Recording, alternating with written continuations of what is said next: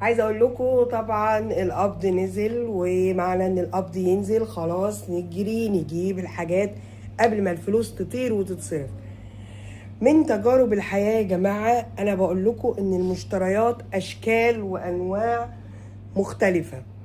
منها بقى ايه؟ منها ان انتي تبقي عايزه تجيبي مشتريات من السوبر ماركت، عايزه تجيبي مشتريات من الجزار، عايزه تجيبي مشتريات من بتاع الفراخ، عايزه تجيبي مشتريات من الخضار والفاكهه. السوبر ماركت هو اللي بنبدا دايما بيه، فبنروح نجري نجيب الحاجه بتاعتنا من السوبر ماركت، ونشوف بقى لو هناك فراخ لو هناك لحمه بنجيبها بالمره. السوبر ماركت اللي انا نزلته ده اسمه وكالة، ده أرخص مكان عندنا، أو من السوبر ماركات الكبيرة الرخيصة اللي عندنا هنا في المنصورة. في منها أكتر من فرع، وإحنا بنروح عشان دايما في عروض اسمها عروض المجلة، بنجيب العروض وبننتهز الفرص. طبعا ده جاي من خبرة حياتية كبيرة وطويلة جدا. يبقى احنا بنجيب الحاجة اللي عارفين ان احنا محتاجينها، احسن من الفلوس وشلت الفلوس او تتصرف في حاجة تانية. لا الولاد عايزين مصاريف، لا عايزين مش عارفة يصرفوا في الاجازة، لا يخرجوا، لا يعملوا. الاول املي بيتك بالاساسيات بتاعتك، عشان لو عيل من العيال قال انا جعان يبقى في اكل في التلاجة، يبقى في خزين في البيت. لو جالك ضيف يبقى في حاجات مستورة او سترة البيت. دي من تجارب الحياة. طب النهاردة بقى انا نزلت جبت على قد ما قدرت اشيل، لكن هل دي كل المشتريات بتاعت شهر 8؟ لا، دي مش كل المشتريات بتاعت شهر 8، ده جزء وعلى قد ما قدرت. المشتريات دي كلها كلفتنا كام؟ المشتريات دي كلفتنا 300 3000 و 400 جنيه، 3400 جنيه. لسه طبعا هنحتاج، احنا اسره 6 افراد، فطار غدا عشاء، هنحتاج لسه اكتر من كده. بس هيرمونا فين ال 3400 دول؟ هنشوف مع بعض، وهنشوف الافكار والحاجه الحلوه اللي احنا جبناها النهارده. اول حاجه هنشوف مع بعض كده حاجه حلوه. اول حاجه هنتكلم فيها مع بعض طبعا ده يا جماعه العيش. العيش ده بيشجعني جدا وبيحفزني لو انا بطبخ كده، اشغله كده على القرآن الكريم يفكرني كده بالزمن الجميل. هو جنبي في كل حاجة وفي كل اوقاتي. اول حاجة نزلت اجيب المنظفات ودواعي الحموم والحاجات اللي هي بتجيب. اقول لكم منظفاتي ايه؟ منظفاتي الاوكسي ده. الاوكسي ده طبعا انا غسالتي فول اوتوماتيك، فبجيب لها الاوكس ده. الاوكس الاحمر ده ميزته نظافه وريحه وتوفير، سعره مش غالي. دول 6 كيلو بيكفوني شويه كويسين، وفي نفس الوقت الريحه بتاعته حلوه، وفي نفس الوقت شايفين هات اللي عليه العلامه دي، المعطر ده هيغنيكي ويوفر لك اللي هو الكومفورت والحاجات اللي انت بتجيبيها علشان تدي الغسيل ريحه حلوه. فدول 2 في 1، وطبعا سعره حلو جدا جدا جدا. فال6 كيلو دول ب270. فطبعا عندك اهوت الريحه بتاعته حلوه. وقلنا ان انت لما تيجي تجيبيه بص فيه، هتلاقي فيه اللون الاحمر ده ومفيش دي. يعني انت لما تيجي تشتريه فيه لون احمر كده بس مفيش دي، فتاخدي بالك كويس جدا من الموضوع ده. دي الريحه بقى والحاجات الحلوه. هنا ده سان سيلك شامبو حلو جدا، برضو عليه عرض وعليه خصم، وسعره برضو حلو جدا، وعبوته كويسة كبيرة تكفينا شوية. ده شامبو سان سيلك عشان الشعر. طبعا ما بكترش من الصابونة دي، لان انا عندي شاور جل بنستخدمه، بس لابد من صابونة وش موجودة على الحوض زي ما احنا اتعودنا مع اهالينا طول العمر. فجبت واحدة بس كامي، طبعا ريحتها وشكلها حلو. جبت بقى اللي هو جونسون ده. طبعا انا ما فيش عندي اطفال، بس انا جبت جونسون ده يا جماعة منتجات جونسون انا بحبها جدا. ده بقى بيخلي اما تدهنيه كده على ايدك بروتين كده حلو، يخلي ايدك طريه جدا وناعمه وحلوه زي البيبيهات. فكل يوم بالليل بعد ما تخلصي اللي وراكي تبداي بقى ايه، تدعكي كده ايدك والكوع مثلا وكده، وتعملي لنفسك روتين بالازازه الصغنطوطه دي، وبتقعد عندك مده كبيره جدا جدا جدا، وبتغنيكي بقى عن كريمات كتير جدا ملهاش لازمه، وسعرها برضو في متناول الجميع. حلوه قوي وبتقعد مده كبيره. الاهتمام بالنفس مطلوب جدا يا جماعه. ده جونسون شامبو للاستحمام اللي هو قبل النوم او وقت النوم.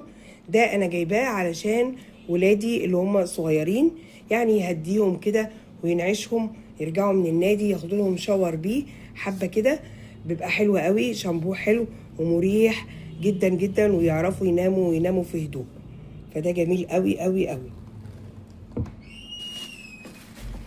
طبعا دي المنظفات اللي انا جبتها، ده للغسيل وده للحمام للشاور والحاجات ديت اهم. هنا بقى ده هاربك للتويلت. طبعا لازم كل وقت يا جماعه، وخصوصا اللي عندها اولاد، يوميا التويلت ده يتنظف، والقعده وبيتك كده يبقى بايه، بشع نظافه، وعلى قد ما تقدري وعلى قد ما طاقتك تجيب. فالهاربك ده حلو قوي وبيقعد برضو مده كبيره جدا، وبيخلي التويلت يبرق كده.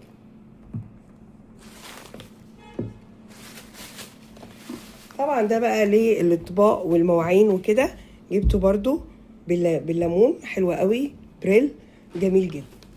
دي مشترياتي للغسيل والنظافه والحموم والحاجات دي اول حاجه بنقلها لكم من التجربه بتاعه المشتريات. جبت ايه تاني؟ طبعا انا لو كنت قادره اشيل انا كنت شلت اكتر واكتر، وهجيب ان شاء الله. هو الوكاله دي جنب الشغل بتاعي فاقدر اجيب تاني. ده ستار مكرونه، احنا بنحب اللي هي الهلاليه دي. الكيسه دي كيلو، عليها عرض ب30 جنيه، فحلوه قوي. طبعا في بقى اشكال والوان، في ب35 انواع تانية، وفي ب65 الكيلو كده. انا بحب اجيب الكيس كيلو، ولو اتبقى حاجه بشيله في اكياس كده تلاجة واحطها في الفريزر. زوجي مسافر، ابني مسافر، عيال جعوا في اي وقت وعاملين اكله مش بيحبوها، سخن. فالمكرونه في البيت مفيش منها اي مشكله خالص. وطبعا جبت كمان رز الهنا ده. رز الهنا ده ب26، عليه عرض برضو، ولقيته حبيته حلوه مش رفيعه، فجبت كيسين. انا جبت كيسين بس ليه؟ على قد ما قدرت ان انا اشيل، لان انا فعلا ما قدرتش اشيل اكتر من كده. لكن اللي اسعاره حلوه وهتعجبني هنزل وهجيب تاني. طبعا جبت كمان بقى بسمه ملوخيه، بنعشق الملوخيه الخضراء مع الفراخ. فطبعا بسمه دي حلوه جدا، بس مش ما عادتش متوفره زي الاول.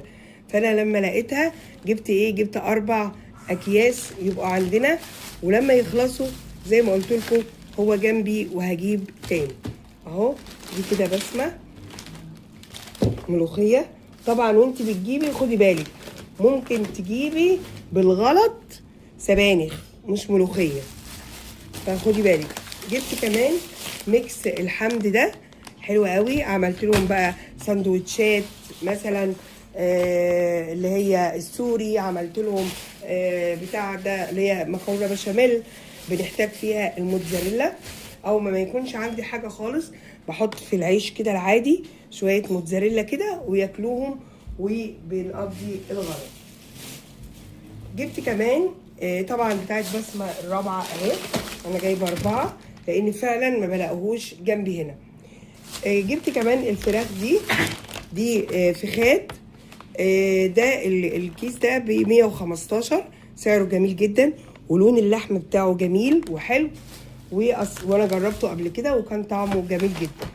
جبت كام؟ جبت الاتنين دول كده. طبعا انا بالنسبه لي ممكن اعمل كيس على وجبه، فكده هيكفيني كتير. جبت كمان اللي هي الفارم فريتز دي، جميله جدا. في منها الرفيع وفي منها التخين. انا حاسه ان دي الرفيعه، يعني انا حاسه كده، بس ما لقيتش غيرها، بس هي ان شاء الله حلوه برضو وتأدي الغرض. اهي فارم فريتز اهيت، جميله جدا جدا جدا، والنوعيه دي مجربينها وبتقعد عندنا شويه وحلوه. دي بقى لو انت عندك طفل صغير على طول زنان كده وما بياكلش ولا بيشرب زي محمد، هاتيله الفارم فريتز دي، تبقى موجوده في اي وقت جاع نعمل له الشويه، لو ربنا هداه بياكلها بعيش او برز او بمكرونه، لو ما كانش بيبقى بقى ايه عليها شويه توابل كده من بتاعه البطاطس وياكلها وخلاص. بس اي برضو ايه كويس. جبت كمان كيسين من الاجنحه، نعملها بقى بفيجيتار او حاجه للولاد، بتبقى برضو حلوه قوي. جبت كيسين من الاجنحه، بس اكبر بس الكاميرا شويه اهي. جبت كيسين اجنحه. عايزه اقول لكم ان الحاجات دي ان شاء الله ان شاء الله تكفيني حبه حلوين. جبت فصوص صدور دي 170 تقريبا او حاجه زي كده. طبعا الاسعار حلوه جدا جدا جدا. فكده انا عندي ادي 1 2 3 4 5 5 وجبات، مع مكرونه مع رز وملوخيه، ويوم اعمل رز بشعريه وبطاطس او مكرونه وبطاطس. المهم ان انا كفراخ عندي كام وجبه؟ 1 2 3 4 4 5 5 وجبات، يعني ممكن يجيبوني مثلا فتره او مده كويسه. جبت كمان البرجر ده، ما فيش غنى عن البرجر، واحنا بنحب اللي هو اطياب. وطبعا يا جماعه اطياب انت غالي شويه لكن بتاكلي حاجه كويسه. فانا نصيحتي في المصنعات نجيب الحاجه الغاليه، ما نجيبش الحاجه الرخيصه ابدا. الحاجه الغاليه في المصنعات هي اللي تكسب، تمام. فجبت بقى البرجر ده حلو قوي اهو. برضو مفيش غنى عنه ان انا مثلا اعمل لهم سندوتشات مع بطاطس مع كاتشب مع مايونيز مع الصوصات اللي عندي دي. الولاد بيحبوا كده، ما بيحبوش بقى زينا طبيخ ورز ومش عارفه ايه. وخاصه في الحر اهم حاجه تجيبي انواع نظيفه وكويسه. طبعا الجبن كان ليها نصيب معانا. جبت اللي هي جبنه ديت اللي هي جبنه رومي وسط، وجبت جبنه شيدر. احنا بنحب النوعين دول، جبنه رومي وجبنه شيدر، فجبت دول. وكمان باندا مثلثات. عايزه اقول لكم يا جماعه انا جربتها بجد تحفه. باندا مثلثات جميله جدا جدا جدا فوق ما تتخيل. وجبت بقى باندا جورمنت دي جميله برضو 100% طبيعي. هجربها واشوف. انا اول مره اجربها الصراحه. انا بجيب الباندا العاديه دي وبجيب الباندا الطبيعي دي، جبتها النهارده اجربها. جبت كمان البسطرمه دي، ممكن نعملها بدخلها في حشوات مع زيتون مع جبنه موتزاريلا في فطاير كده بالجلاش، وتقضي اليوم وبتبقى جميله جدا ومشبعه. فجبت ايه دول ب 137 بسطرمه، بس حلوه جدا جدا جدا. عايزه اقول لكم ان الوكاله دي حاجتها تحفه ونظيفه.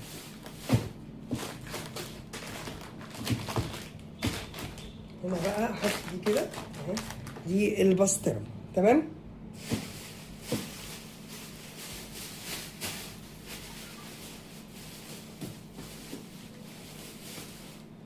لقيت هناك بيتباع حلاوه المولد، مش عارفه هي ليه موجوده الايام دي، المولد النبوي قرب ولا ايه، فلقيتها هناك فجبت منها ده نص كيلو اجربه اهو.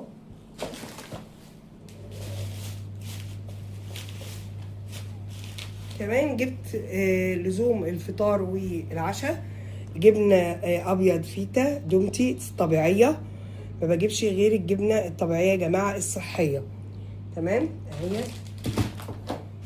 وجبت كمان اللي هي واحدة دي عبوة.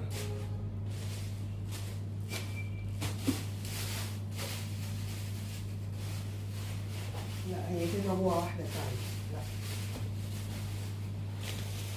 لا جبت كمان التونة دي اشكال مختلفة. هي حاجة اسمها الحاج، سعرها كويس ومعقول، سهلة الفتح، هي بس حجمها قليل شوية وفصوص او قطعة، مش اللي هي التانية. وجبت كمان نوع اكبر شوية دولفين قطعة برضو. انا بحب القطعة جدا. وبرضو ديت اهيت. التونة دي بقى في البيت بصراحة مش عايزة اقول لكم بقى، يعني جوعنا عملنا مفيش اكل، اضطرينا ان احنا مثلا نجيبها و يعني بتسند. يعني جبت كمان رنجايتين اهو، اداهم لي ب100 جنيه اهم. الرنجايتين دول بحرين اهو، حلوه قوي وبطروخها خشن وحلوه جدا، تبقى موجوده برضو عندي.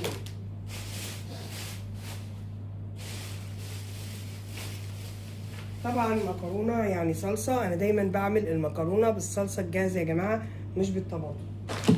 ولقيت منها عاملين صلصه للمكرونه جاهزه اسمها كده صلصه للمكرونه. جبت بقى شويه الحاجات دي، مش عارفه كل حاجه مبلوله، يعني هما مش عارفه يحطوا الحاجه على بعضها.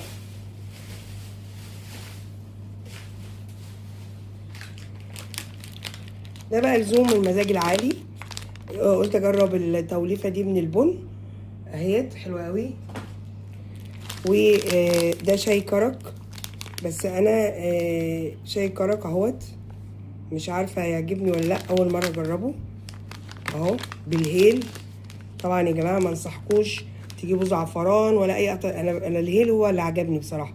جايز الزعفران يعجبكم او كده بس ما اعرفش، انا الهيل عجبني جدا وكان كويس. وجبت الكوفي بريك اهو، وجبت الهوت شوكليت دي من كادبوري برضو موجود. جبت كمان تين اتغسل بقى ويتسقع في التلاجة. وجبت مانجا اهو برضو تتسقع وتتاكل كده او تتعصر. وجبت كمان رز 2 كيلو، رز ما بيخسرش في البيت يبقى موجود اهو. وجبت العنب، فواكه بقى الحلوة دي، هغسله برضو واقطعه واشيله برضو ساقع كده في التلاجة. دي يا حبايب قلبي مشترياتي النهاردة. مشتريات دي كلفتني 3400 جنيه. عايزه اقول لكم ان شاء الله ان شاء الله هتستر البيت، وعلى الاقل ما تحتريش في الاكل. كل يوم هناكل ايه هنعمل ايه اهوت، فالبيت بقى مليان كده بالخير، وربنا يا رب يملي بيوتكم خير. لسالي ايه بقى؟ لسالي ان شاء الله لحمه، هجيب لحمه واجيب خضار زي طماطم كوسه مش عارفه ايه، دي بقى اجيبها بالاسبوع. طب حد يقول لي انت تحبي تجيبي حاجتك باليوم ولا بالاسبوع ولا بالشهر؟ حسب امكانياتك يا حبيبتي وحسب دخلك ودخل زوجك هتجيبي. طبعا عايزه اقول لكم ان احنا يعني الواحد اصلا لو كان انا جربت ان انا اجيب اليوم بيومه وكده، بتزنق ساعات ما بلاقيش ان انا اجيب، فمش حلو. لو انتي ربنا موسع عليكي او عندك تجيبي بالاسبوع او بالشهر يبقى افضل. ما عندكيش تجيبي بالاسبوع او بالشهر، خلاص هتعملي ايه؟ يبقى اليوم بيومه وربنا يرزق ان شاء الله. بحبكم جدا، ويا ربي الفيديو يكون عجبكم ونال رضاكم واداكم افكار. ان شاء الله انتظروا بقية الجزء الثاني من المشتريات دي. مش كل مشترياتنا، لسه عندنا مشتريات تانية، ويا رب يجعله شهر سعيد علينا وعليكم يا رب العالمين. يا ريت لو عجبك الفيديو تحطي لايك وتكتبي تعليق حلو وتقولوا لي الاسعار عندكم ظبطت شويه ولا لا، وتقولي لي بتجيبي حاجتك باليوم ولا بالشهر ولا بالاسبوع ولا بالشهر، وانه افضل بالنسبه لك. قولوا لي كده ناخد افكار من بعض كلنا، وربنا يعيننا يا رب جميعا، ويا رب اكون بفيدكم في الفيديوهات. مع السلامة.